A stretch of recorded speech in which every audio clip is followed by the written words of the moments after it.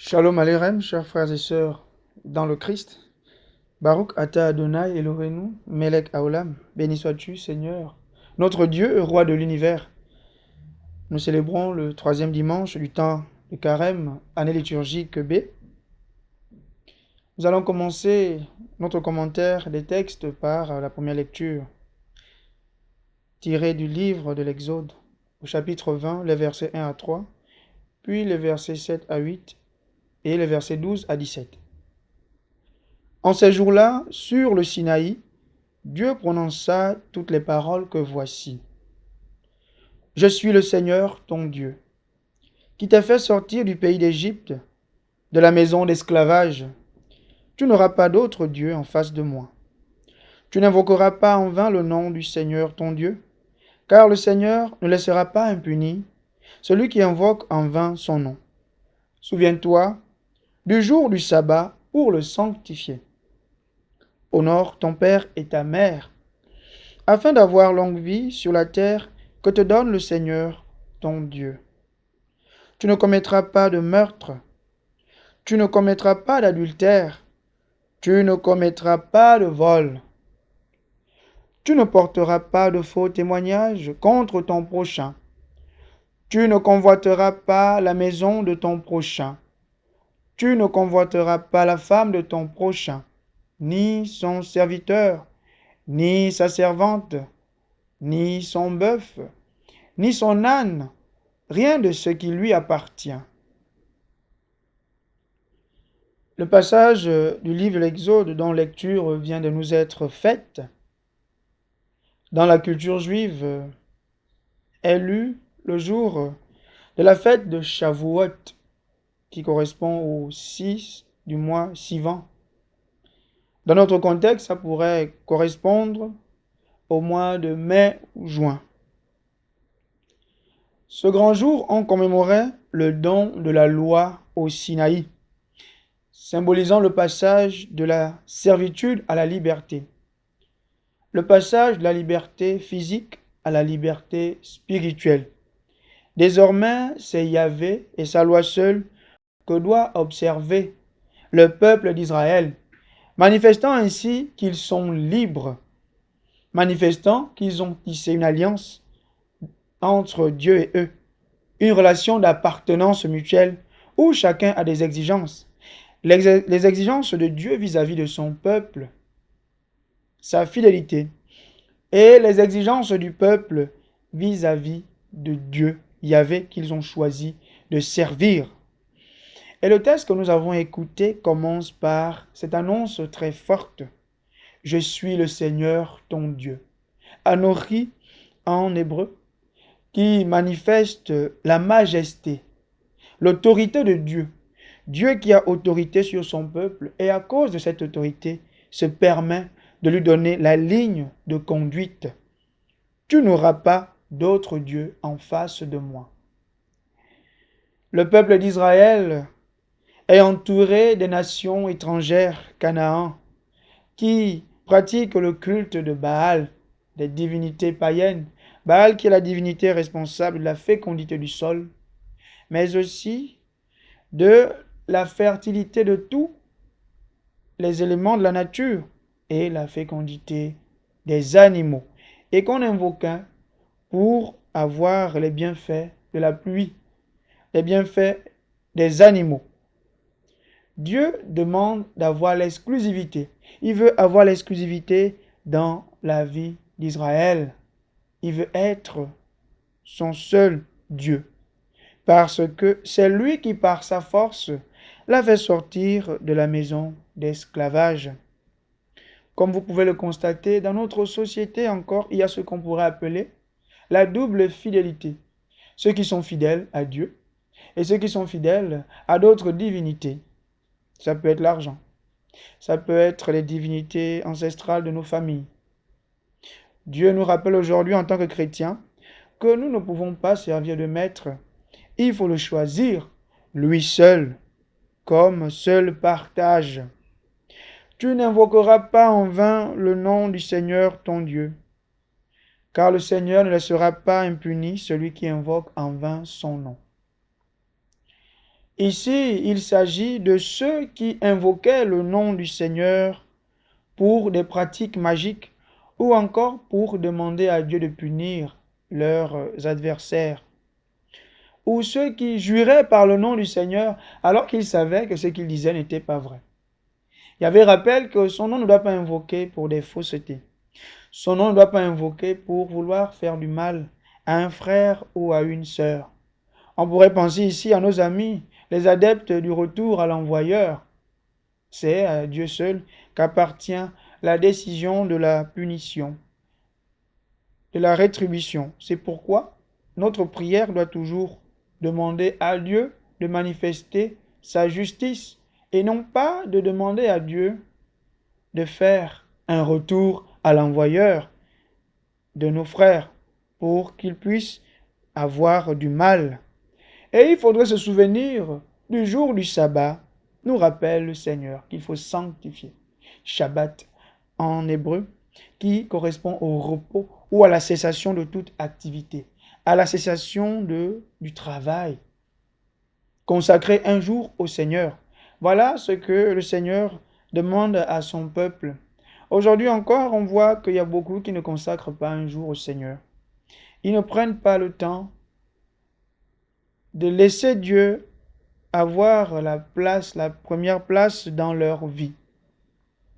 Certains vont au travail même dimanche. On vit dans une société où Dieu est relayé au second rang. Dieu n'a plus la première place. Il n'y a plus de place dans notre vie pour le Seigneur. Oubliant que tout ce que nous avons et tout ce que nous le sommes par Dieu. Ce matin, si nous sommes réveillés, ce n'est pas par nos propres forces. C'est parce que c'est Dieu qui, une fois de plus, a renouvelé la merveille et la vie en nous. C'est pourquoi, en guise de reconnaissance, nous devons consacrer un jour au Seigneur. Ces 3 premiers commandements renvoient à la relation avec Dieu. Et les 7 autres vont nous renvoyer à la relation avec notre prochain. Comme pour nous dire que les 10 commandements que Dieu nous donne nous renvoient à notre relation avec Dieu, à notre relation avec nos frères également. Parmi ces 7 derniers commandements qui suivent, nous avons d'abord celui d'honorer le père et la mère. Et le verbe qui est employé ici, kaved en hébreu, signifie de glorifier en fait les parents. Et kaved en hébreu, c'est ce qui est lourd, ce qui pèse, ce qui a du poids. Donc nos parents doivent avoir du poids dans nos vies. Nos parents doivent avoir du poids dans notre société. Malgré ce qu'ils nous font, c'est par eux, c'est par leur canal que Dieu est passé pour nous donner la vie. Un père ou une mère, quel que soit ce qu'il est, doit mériter le respect vis-à-vis de ses enfants. Et kaved, c'est le verbe qui est employé pour parler de Dieu, la gloire de Dieu, la gloire que Dieu manifeste dans la vie de l'homme. Ça veut donc dire que nos parents sont en quelque sorte aussi nos dieux sur la terre, ceux par qui Dieu a donné la vie, ceux qui ont été co-créateurs à la suite de Dieu. Donc ils méritent le respect. Mais beaucoup de parents, beaucoup d'enfants, malheureusement, ne respectent plus la vie qui a été donnée par leurs parents. Nos parents sont objets de souffrance. Nos parents sont abandonnés dans les hôpitaux parce que vieilles personnes, et même parfois traitées de sorcières, c'est ma mère qui mange mes enfants. C'est mon père qui m'empêche d'avoir du travail. Nos parents sont diabolisés. Alors qu'on oublie que la vie nous a été donnée par eux. Ce temps de carême est le temps du retour à l'amour, à l'union, à la réconciliation avec nos pères, avec nos mères. Et les 3 commandements qui suivent, le meurtre, l'adultère et le vol, nous rappellent une chose, le fait de doter à l'autre ce que nous n'avons pas, ce que nous ne lui avons pas donné. Il faut s'abstenir de l'ôter. Le premier élément, tu ne commettras pas de meurtre, est un rappel que nous ne devons pas méditer le mal vis-à-vis du frère. Parce que ici, le terme qui est employé, ratsa, veut dire qu'il faut faire une différence entre Commettre un meurtre et tuer, ce n'est pas la même chose. On peut tuer quelqu'un par accident, mais on n'a pas commis un meurtre. Parce que le meurtre, c'est méditer le mal sur la personne et en finir avec sa vie. Donc, celui qui fait un accident et l'accident c'est qui arrive sans qu'il ait prévu cela, n'a pas commis un meurtre, c'est un accident. Or, ici, il s'agit de ceux qui commettent des meurtres, c'est-à-dire ceux qui méditent le mal au fond d'eux, au point d'ôter la vie à leurs frères. Voilà. Voilà ce dont il s'agit ici. Et Dieu rappelle que puisque le siège de la vie, le nefesh, est donné par Dieu et non par l'homme, c'est Dieu qui donne la vie. La vie ne vient pas de l'homme et c'est lui qui la retire. Aucun homme sur la terre n'a le droit d'ôter la vie à un frère ou à une sœur. Aucun. Au contraire, on doit se ranger du côté de la lutte pour la vie. C'est ce que les moralistes appellent l'indisponibilité de la vie. Toute vie est indisponible. Elle n'est pas disponible pour la détruire. Elle est indisponible. C'est-à-dire qu'elle doit toujours être préservée. Mais le meurtre, ce n'est pas seulement ôter la vie de quelqu'un. C'est aussi, comme nous rappelle le psaume 94, toutes les fois où un homme puissant n'arrive pas ou se range du côté de ceux qui lèsent les pauvres et les malheureux, il est en train de tuer. Toutes les fois où le pauvre, le malheureux ne fait pas l'objet d'une justice, mais traverse plutôt les injustices, et que les puissants ne se battent pas pour que la justice soit maintenue. C'est aussi un meurtre, c'est aussi ça le ratza. L'adultère qui est évoqué ici renvoie au fait de prendre ce qui ne vous appartient pas. La femme d'autrui. La femme d'autrui, elle ne t'appartient pas. Et donc, puisque ce n'est pas pour toi, ce n'est pas ta propriété, pour rien au monde, tu ne dois prendre ce qui ne t'appartient pas. De même que l'adultère renvoie également au fait de faire coalition avec des divinités païennes. Osée nous le rappelle que Dieu, avec son peuple, a établi des liens d'alliance. Et dans ces liens d'alliance, il n'a pas le droit d'aller vers d'autres dieux. Et le fait que le peuple aille vers d'autres dieux, il commet l'adultère. Parce qu'il ne reste pas fidèle à ce Dieu qu'il a sorti d'Égypte, à ce Dieu qu'il a choisi d'aimer. C'est aussi ça l'adultère. Et enfin, commettre le vol. Le vol, ici, on veut insister sur le fait de faire du rapt, prendre quelqu'un en otage, ou encore le fait de prendre les biens d'autrui, ce qui ne t'appartient pas. Tous ces principes veulent donc dire que Dieu veut maintenir le bien commun sociétal. Il veut que la société soit une société de justice et de paix. Il veut lutter pour la promotion du bien commun. Que l'homme, que la femme travaillent au bien-être social. C'est ce que signifient tous ces commandements. Nous devons donc, nous chrétiens, au long de ce carême, tout au long de ce carême, lutter pour que le bien commun sociétal soit garanti. C'est en garantissant le bien commun sociétal que nous pourrons véritablement avoir une société de justice et de paix. Ces commandements sont aussi un rappel que la loi doit partir de Dieu. Il doit avoir une dimension du droit divin dans la loi. Mais aujourd'hui, nous avons beaucoup de lois qui sont tissées seulement sans tenir compte de la dimension qu'on pourra appeler transcendantale, la dimension divine. Et ça fait que ces lois, loin de se battre pour le bien-être, contribuent plutôt à servir l'homme. Et aussi, elles contribuent à ne garantir que le bien-être d'une certaine partie de la société. Voilà ce que les 10 commandements veulent nous rappeler. Se battre pour que le bien commun soit maintenu au sein de la société.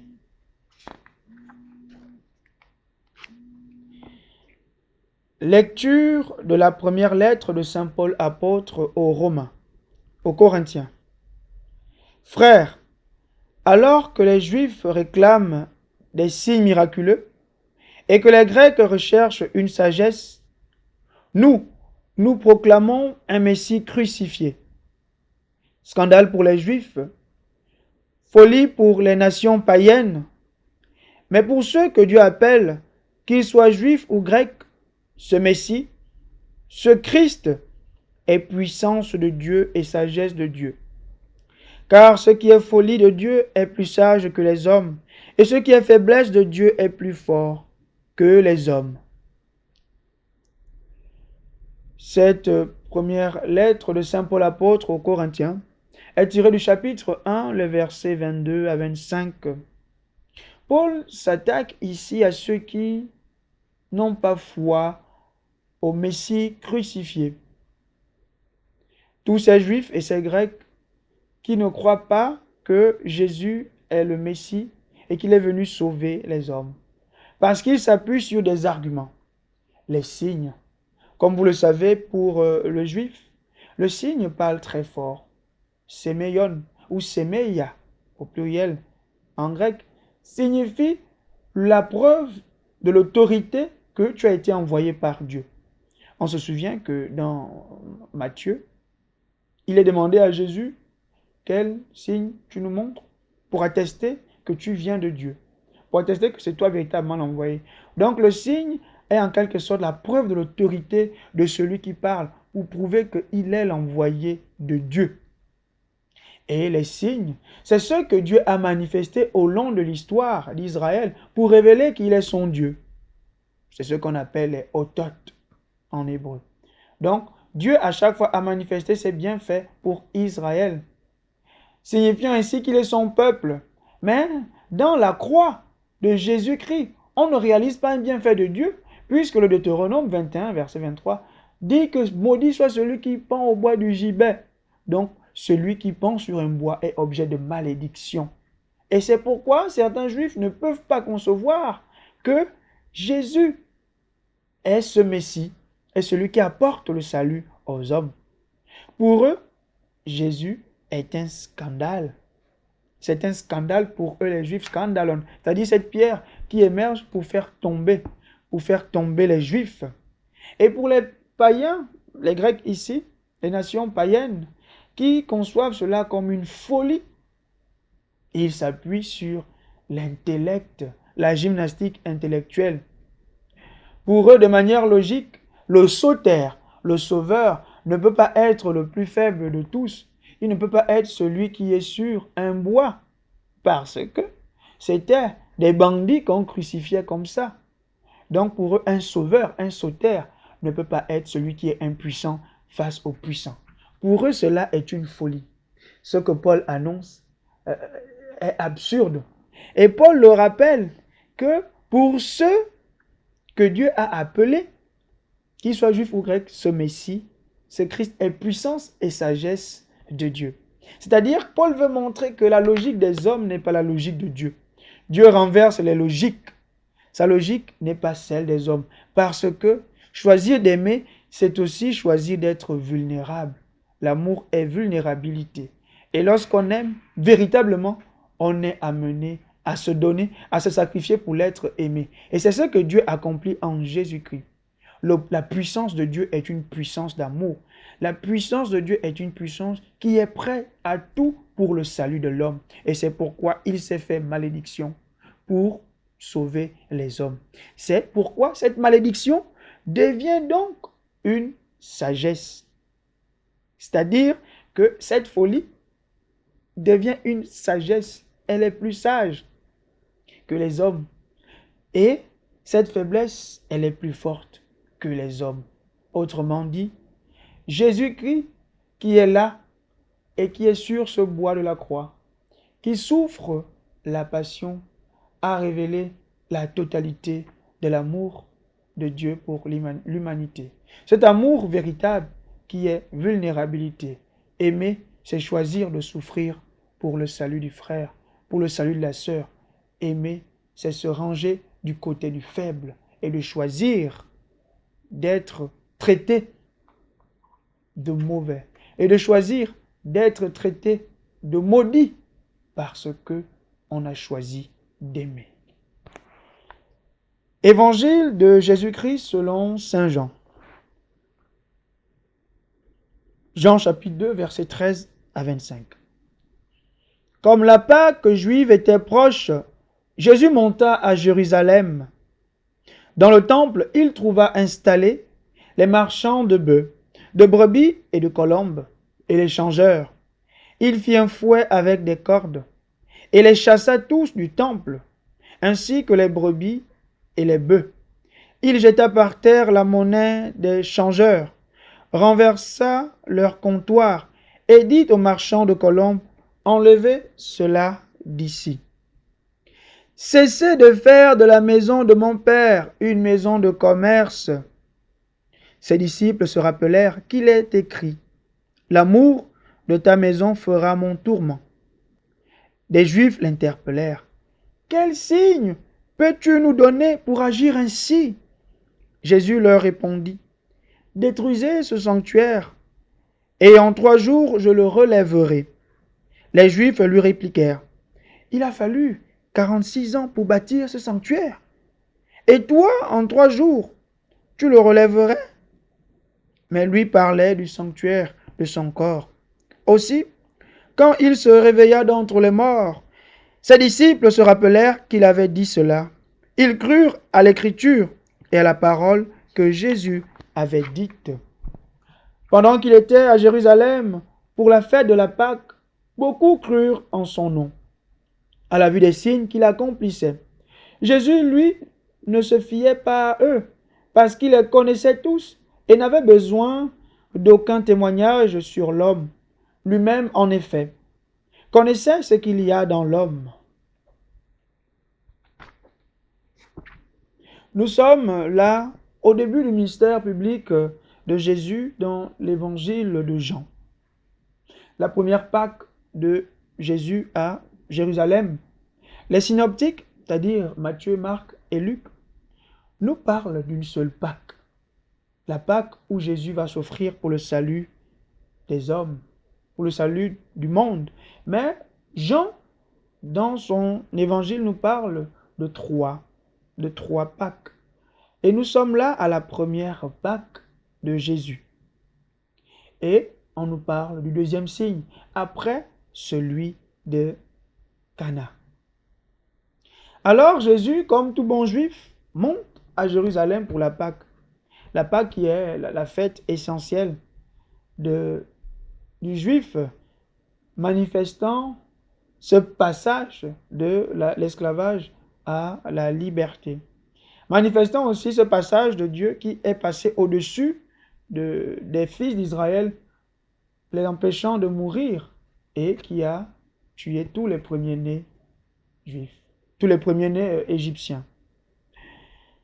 Et ici, Jésus va entrer dans le temple de Jérusalem. Le temple de Jérusalem, qui est ici le second temple, agrandi par Hérode le Grand. Hérode le Grand avait agrandi le temple de Jérusalem parce qu'il voulait se faire aimer des Juifs. Étant conscient que les Juifs ne l'aimaient pas, puisque lui n'était pas juif, il était iduméen, et que c'était le Sénat romain qu'il avait placé sur la ville comme étant le roi des Juifs. Hérode, pour se faire aimer, avait agrandi le temple. Il agrandissait, il avait fait des travaux pour agrandir le temple de Jérusalem. Et c'est dans ce temple que Jésus va entrer. Ce temple qui était dirigé par le grand prêtre et le Sanhédrin. Ce temple qui aussi était le lieu de la présence de Dieu, le lieu où on venait prier le Seigneur. Jésus va pour prier, Jésus va pour communier avec son Père. Et voilà qu'il trouve installés des marchands de bœufs, de brebis et de colombes et des changeurs. En fait, au temple de Jérusalem, selon l'aspect architectural, il y avait plusieurs compartiments. Il y avait ce qu'on appelait le Saint des Saints. Il y avait le Saint des Saints où était posée l'Arche d'Alliance dans les temps anciens. Il y avait le Saint, où il y avait cet autel où on offrait les sacrifices, on égorgeait les bêtes. Il y avait cet autel de 25 mètres de largeur et de 7,50 mètres de hauteur, un grand autel. Et à côté de cela, il y avait ce qu'on appelait le parvis des prêtres. Après le parvis des prêtres, on avait le parvis d'Israël, où c'est les Juifs qui venaient rester là pendant les moments de culte. Et ensuite, on avait le parvis des femmes et le parvis des gentils. Alors, au temple de Jérusalem, les marchands de bœufs, de brebis et de colombes restaient à la vallée du Cédron, c'est-à-dire avant d'arriver au temple de Jérusalem. À la vallée du Cédron, certains marchands restaient là, ou aussi à la pente du mont des Oliviers. Certains restaient à la pente du mont des Oliviers. C'est là qu'ils restaient.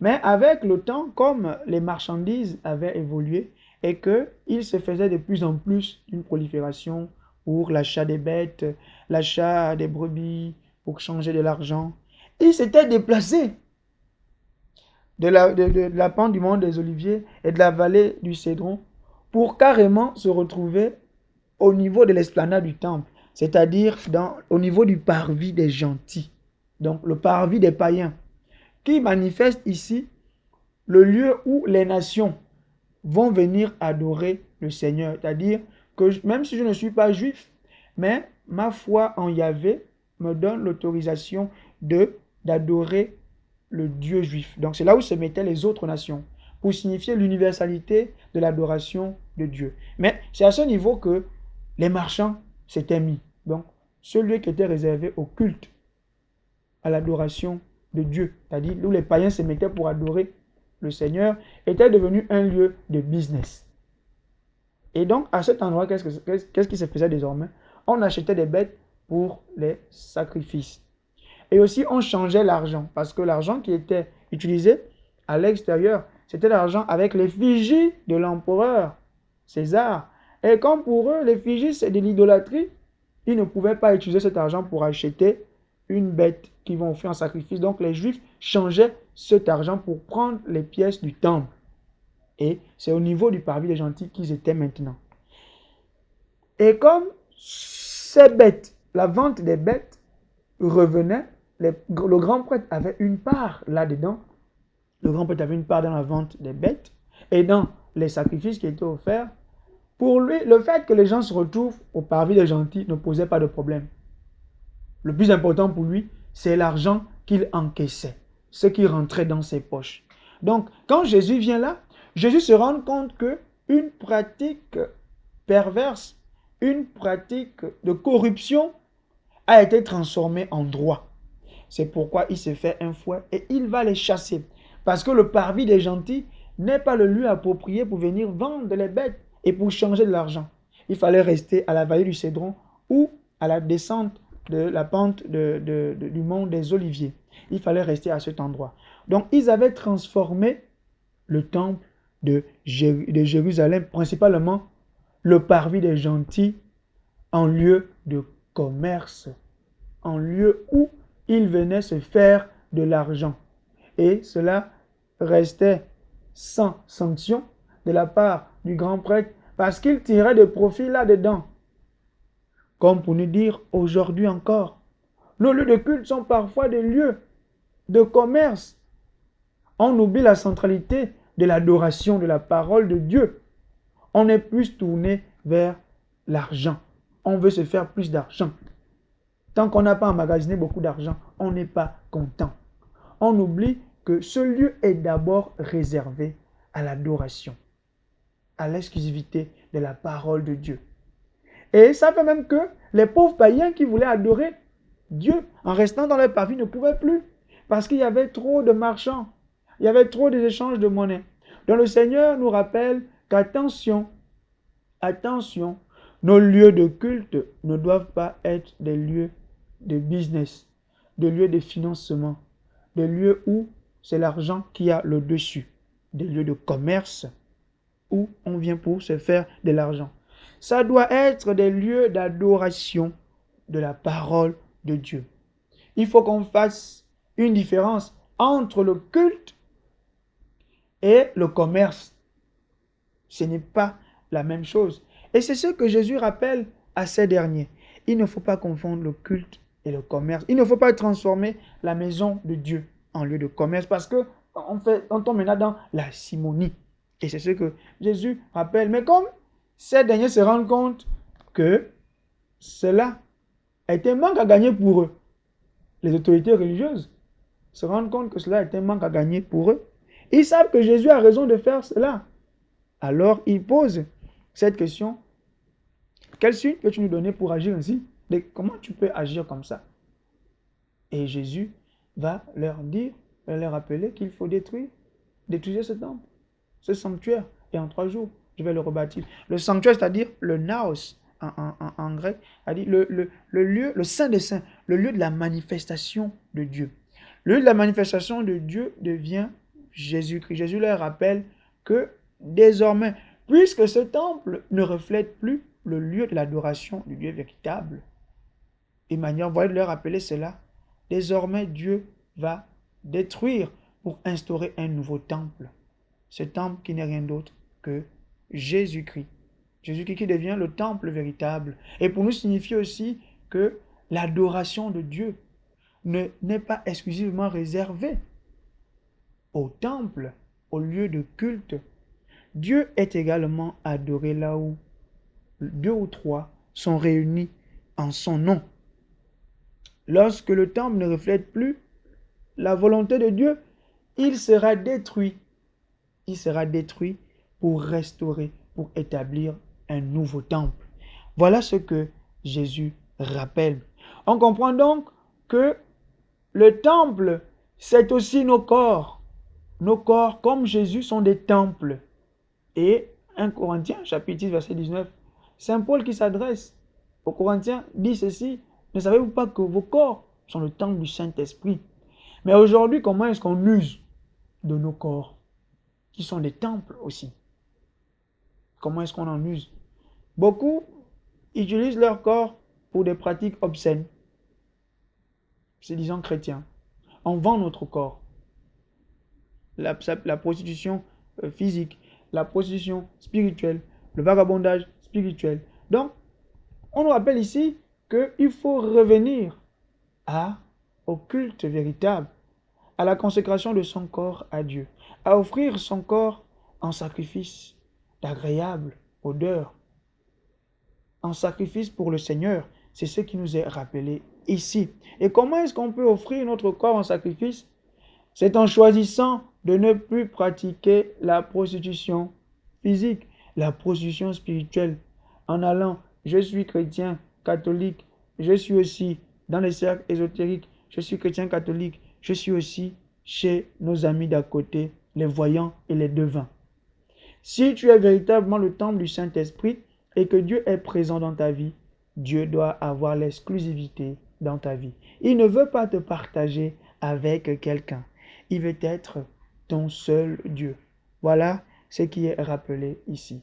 Dieu veut être le seul. Et ne pense pas que parce que on t'a dit que Dieu est présent dans l'église, dans ce sanctuaire, ça veut donc dire que tu peux te permettre de sortir, faire des œuvres malsaines et venir te cacher dans le temple.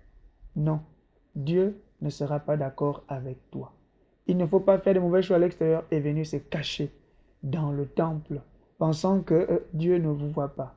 Dieu nous voit et il veut que nous puissions consacrer totalement nos vies à sa cause. Nous allons demander au Seigneur la grâce en ce 3e dimanche du temps de Carême de faire en sorte que nos vies soient véritablement des temples, des lieux de manifestation de sa présence et non des lieux de commerce, de prostitution spirituelle, des lieux de simonie, des lieux malsains. Benedicat vos omnipotens Deus, Pater et Filius et Spiritus Sanctus. Shabbat Shalom à tous, bon week-end et bon dimanche à tous dans le Seigneur.